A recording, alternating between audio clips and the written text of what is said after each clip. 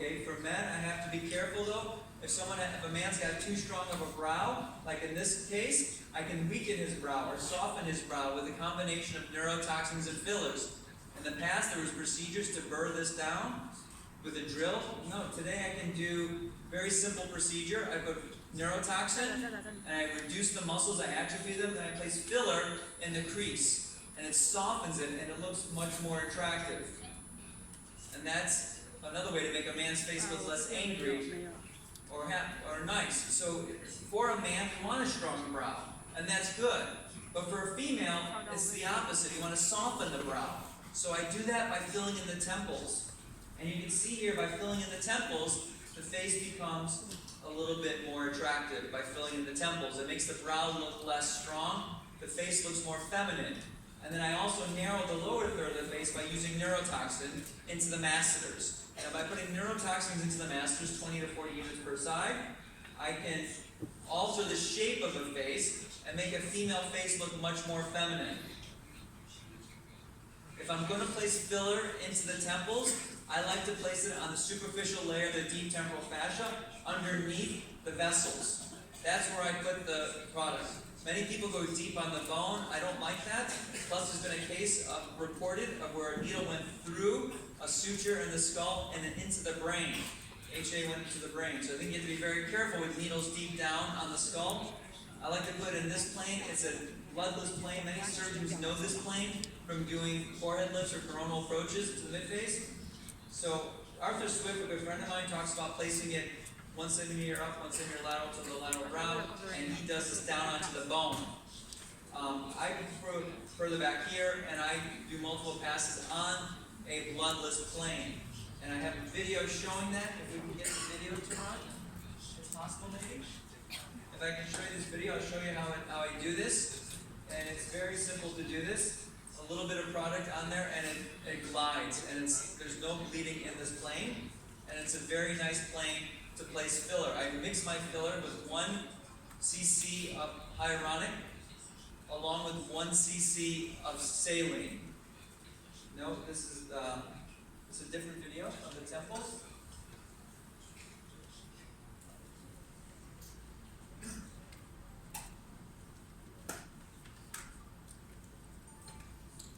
So if you get into the right plane, it spreads throughout the whole area. I put in 2 cc's into each temple, and it lasts for 2 years. It lasts a long time in this area, maybe even longer in some patients. So it's a wonderful way to really, really make a patient look good if you place it deep down on the temples.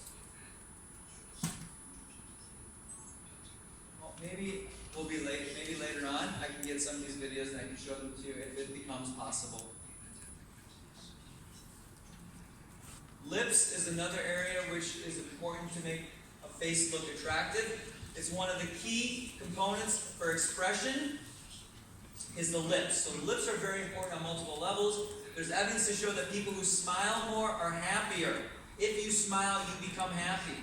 There's studies to show this and studies to prove this. So we just did a study recently wanting to prove that if I can make people smile, will they become happier? And you can see the difference between this before and after. If I just show you 1/3 of her face, you automatically make a first impression about her. And it amazes me that people can look at 1/3 of a face and automatically it can alter your first impression of this person. Just by seeing 1/3 of her face. We communicate with each other with such small differences in expression in our faces. So I placed filler around the corner of her mouth. And I wanted to see if she makes a better first impression. And the answer to that question is yes. We just published that data that shows that she makes a better first impression. But the second question I have is, does this person actually become happier? If I put filler in their face around the corners of their mouth, am I forcing them to smile?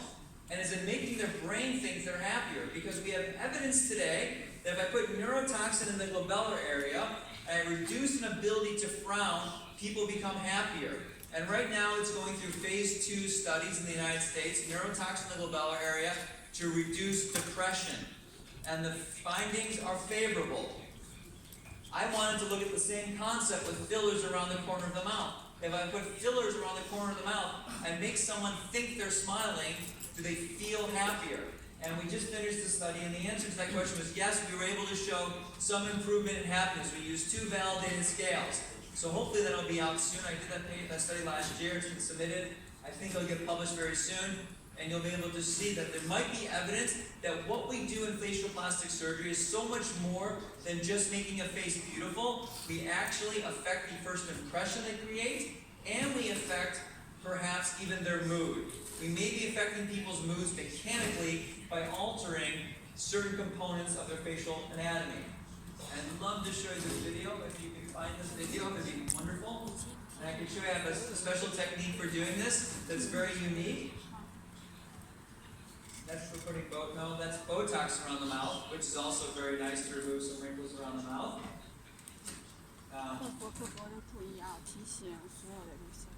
That also works to reduce wrinkles around the mouth.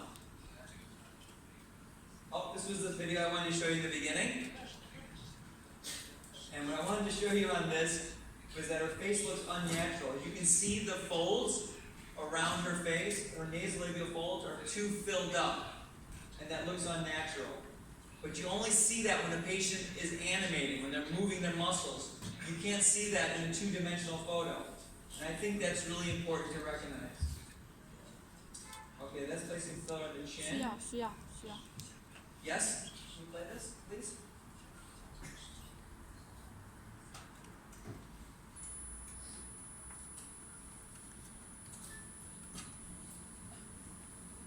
So when I treat the lips, I only use 2 incision points, 2 ports, both lateral to the oral commissure, and I'm able to fill the whole lip from half the lip, each half with 1 injection.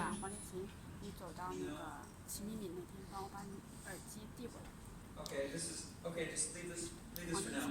So this is a very similar technique to what I was going to show you, but this is placing filler in the lip from a lateral commissure area, and the filler is actually going deep into the muscle.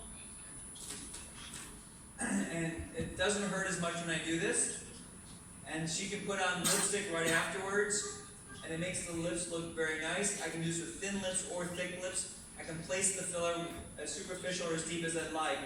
And once again, I use a large cannula. I like 22 gauge cannulas for treating this area. And I work on the corner of the mouth, and I have a video to be able to show you that, but if not, I'm able to work around the corner of the mouth to release it, to lift the corner of the mouth, and instantly the face looks happier and friendlier. I know she makes a better first impression if I treat that area, and I might also be affecting the mood of the patient by placing filler around that area as well.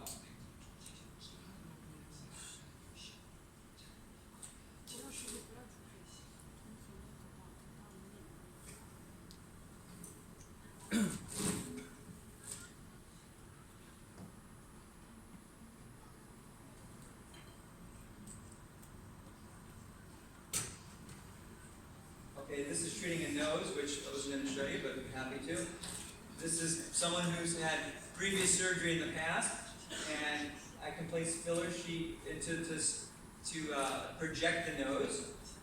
This is going deep in between the neocortical plates, down onto the premaxilla, and placing a column, much like a columnar strut, between the neocortical plates. I think you have to be incredibly careful here because of the large vessels, but this works very well in a lot of patients. I'll also place it down here in the premaxilla. This also will project the nose forward.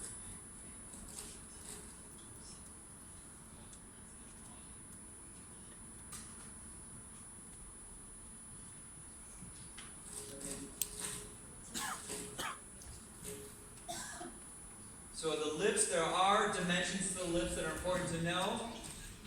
But it's more than just the lips. I don't like to focus just on the lips. I think you have to recognize that the lips are a relationship to everything else in the face. So if I can reduce the masseters, make them smaller, then the lips actually will look bigger. So it's a combination of the lips along with everything else. It's not just the vermilion. It's other components to the face too. So the tip number 8 is to take into account the other surrounding areas of the face, not just the lips. Sometimes I'm going to have to treat the lips. I can treat the cutaneous portion of the lip, or the chin portion, and I can significantly improve the appearance of the lips. Same thing here. Treating all this just with some filler instantly makes it look a little bit better. It's not taking away all of it, but that's 5-10 minutes in the office with fillers.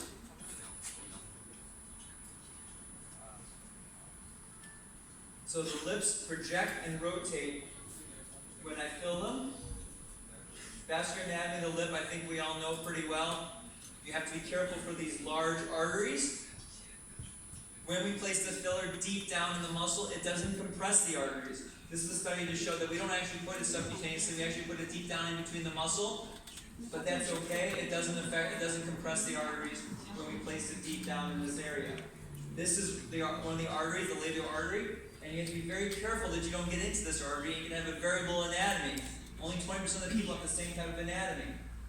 This is someone who had filler placed into her lips. This was in our clinic, and she was on the road to have a complication, but we were able to treat her very quickly with hyaluronidase. I treated her with hyaluronidase until all of this goes away. 6 hours later, she looked better, and then it was completely gone in a few days. But the key is that when I see this complication, I treat it immediately. Since I've switched to 22 gauge cannulas, we haven't seen this. I published a paper 6-7 years ago where we reported 12 cases in our clinic. So I've seen it many, many times, vascular injections. But by switching to cannulas, I haven't seen it. Something new I want to show you, we just finished a paper on this, the relationship of the nose to the upper lip.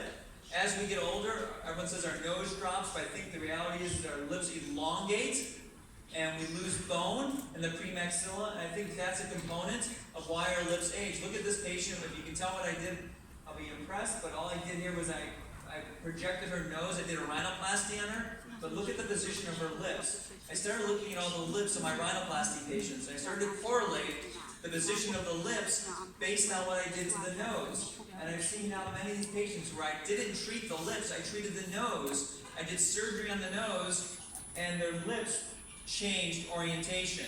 So now what we're doing is I'm treating fillers deep down the premaxilla, because I believe that if I treat into the premaxilla, into the prepiriform space, right in this area, I can project the nose forward, but I also am able to treat the lips by placing filler deep in this area. Look at this face. So she's got, someone did surgery on her. I didn't do surgery on her, but I treated her with non-surgical. I was able to alter the shape of her face with neurotoxins and fillers, and look how much I was able to shorten the upper lip by placing filler not in the lips necessarily, but in the premaxilla space. By placing it deep down here in the prepiriform space, her nose is projected, and so is her lip. Look at the difference in her lip. And that really impressed me a lot. So we're doing a clinical trial right now for 20 patients. I should have results of that soon. I'd love to show you this video if it plays. See if maybe you can find this. This is how I do it. I place it deep down so it doesn't go into the nasolabial fold. It goes deep down below the nose, and it elevates the nose.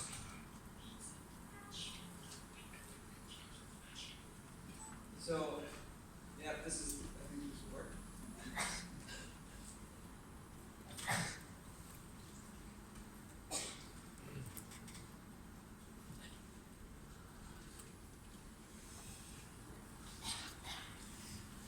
Okay.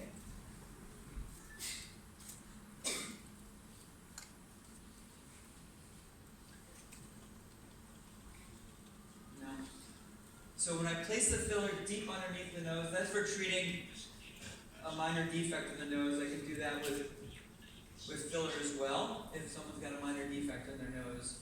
I don't like using a needle that often, but every once in a while I'll do this if I go deep down onto the nasal architecture, below the snaps.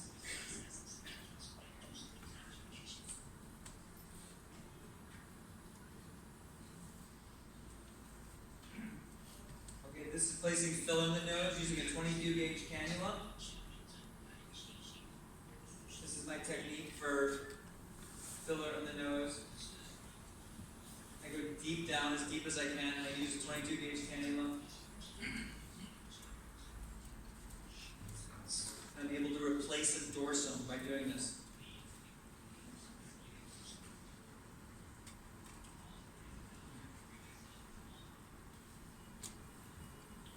I put a little bit of lidocaine. I thin it out with 0.4 cc's of lidocaine when I do this as well.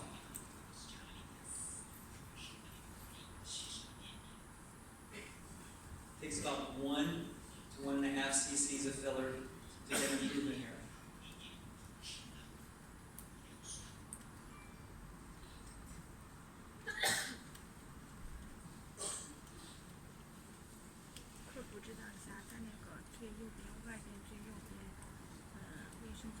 Sometimes I do a little needle shave before, if I'm going to treat a small little defect on the nose, a post-rhinoplasty patient who has a little defect, occasionally I'll do a needle shave with an 18 gauge needle.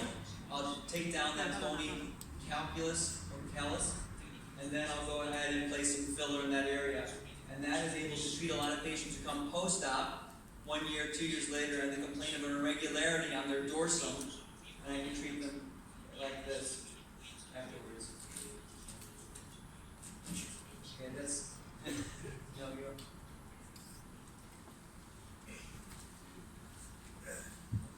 So this is the patient I wanted to show the video of maybe later, and her upper lip shortened. So it's interesting, I'm able to shorten the upper lip and project the nose by placing filler underneath the nose in the premaxilla space, which I highly recommend. But you have to be very careful, there's large vessels in this area. So if you're going to treat this area, keep in mind these are these large vessels that are surrounding that area. That's why I'm very cautious with the large cannula, moving softly and gently in that area. This is someone who's got an early onset of a patient who's been injected into a vessel. This can lead to blindness or it can lead to necrosis. So if you catch it early, you can stop it. There's no reason why you shouldn't catch this early. Oftentimes the patients complain of a little bit of pain in that area or a big bruise, and you have to recognize it. Sometimes it's not obvious, and you got to treat them immediately with hyaluronidase and flood the area with hundreds and hundreds of units of hyaluronidase. I don't let the patients leave until I dissolved all the products. And I'm able to save these patients. This was back in 2009, so it's been around for a long time, but once again, we were lucky now, we don't see it as much. Treating the nose, I placed filler in the nose, and I showed you some of those videos of treating these noses with product in the dorsum. I don't think this video is going to show as much as I'd like to show it too. This is the near miss rhinoplasty. I showed you the video. If someone's got a little bony defect like that, I'll shave it down with an 18 gauge needle and then place filler around it. And it works really nicely to improve that. And sometimes that's it. That's all I need and the patient's happy. Instead of in the past where I had to take them back to surgery, I don't have to do that anymore. The nose has lots of many blood vessels, so you have to be very cautious around the nose when treating with fillers. Impending necrosis is being reported more and more, and it's probably underreported. The truth is that there's many, many complications. This article came out in ASJ in 2013, showing that there were multiple cases of complications, mostly occurring from the nose and glabella area. And just recently now, there's been 98 reported cases of blindness. This is a patient of mine who went and had filler somewhere else. She sent me a photograph. That's her nose in the middle. She's at high risk here. This is a nose that's going to have problems. I was able to make it better, but your skin never looked the same. Blindness has been reported many times, over 98 cases in the literature. There's probably hundreds and hundreds out there. They just all don't get reported. The most common areas are the glabella area and the nasal area. So injecting in those areas, I think you have to be very cautious to use a cannula to inject slowly to thin the product, and I compress the angular vessels at the same time that I inject. And I can show you that video maybe later. So tip number 9 is the nose can be risky. Be careful and know how to handle complications. This is treating the chin with filler. Once again, we're going to have that video, but I'm able to improve the chin with the with filler in this area and project the chin forward. It's another common area to make a face more attractive. But I can also improve the symmetry in the face by using filler in this area. Placing filler in the chin, the face skin. So we're like artists, we're like sculptors in what we can do today with these filler products. So the last tip I want to give to you is about how to get around the competition. Within your practice, I found something that works very well for me is I brand an outcome. We call it subliminal difference in my office. By calling something subliminal difference, it's a promise that I make to patients you're going to look better and feel better, no one's going to know what you had done, We don't say we do Botox, I don't say I do Juvederm, I call it subliminal difference. Patients come in for that procedure. So we name the procedure, I make up the name for it, and people come in for that name. Otherwise, I'll be offering the same thing that everyone else is offering, and I want to offer something very unique and different that's just in my practice. So we put pictures up like this, and I ask patients in the office while they're there, they have to guess what these people had done. And they sit there and they look and they try to figure out what the patients had done. Oftentimes they don't know what the patients had done. Then I show them the before and after picture. I say, look, she's had no surgery. And they're surprised because they believe that everyone who's had surgery, they can tell. They believe that all people who get fillers in their lips look unnatural. They think they can tell. I say, no, you can't tell. And afterwards I show them. So this is a video that runs in my office in the waiting room. As people are waiting, they're watching this video. And it gets them interested in these procedures. But it also relays the message that you're going to get a natural outcome if I do your surgery or if I do your neurotoxins and fillers. So I don't tell people what we're doing. They have to guess when they watch, and we show that we can make a face instantly more attractive with non-surgical treatments. And it's a wonderful way to grow the practice for us. No surgery, called subliminal difference. I would suggest you make up a name for yourself too. So my top 10 tips that I hope I was able to convey some of this to you through the last 30 minutes is fillers and neurotoxins. Be careful when you put them in the face at the same time under the eyes. It can lead to puffiness, especially in people who have a predilection for it. Number 2, use blunt tip cannulas, large 22 gauge. Number 3, dark circles under the eyes. Think that someone may have had filler. Ask them about that, even if it's been many years. We report on a patient who had it there for 5 years. She said she thought it went away, but it didn't go away. Number 4, think about cheeks first. When you're treating a face, treat the cheeks first. Number 5, if someone has festooning or significant malar edema or bags, consider using calcium hydroxyapatite in that area. Number 6, men and women are different, and we treat them differently. Number 7, don't forget the temples. It really can significantly improve a feminine face and make it look more attractive by softening the brows. Number 8, lip size is not just lip size. Look at when you're treating the lips, look at all the surrounding areas as much as you look at the lips, because it's just as important to getting a good outcome in that area. Number 9, the nose. If you're going to inject it, it can be incredibly risky, so be careful around the nose. And I would be very cautious around the nose because the risk for complications is most common around there. And number 10, if you're going to do something in your practice, it's in your best interest to brand it with your own names, because then it's something unique to you and to your practice, and you can become recognized for that procedure if you have your own name for it. If you want more information, I'd love to show these videos. I don't know if you can get to YouTube, but if you go on there and you click software on Dr. Dayan, you can come up with all these videos that I was trying to show you here today. I hope you get an opportunity to see them. If you want to catch me afterwards, maybe I can show you some of them. I've written a bunch of books and a bunch of things on all this, so if you have interest, ask me about it afterwards, and I will do my best to get you any articles or videos that I have that may be helpful to you. Thanks so much for listening. I appreciate the opportunity.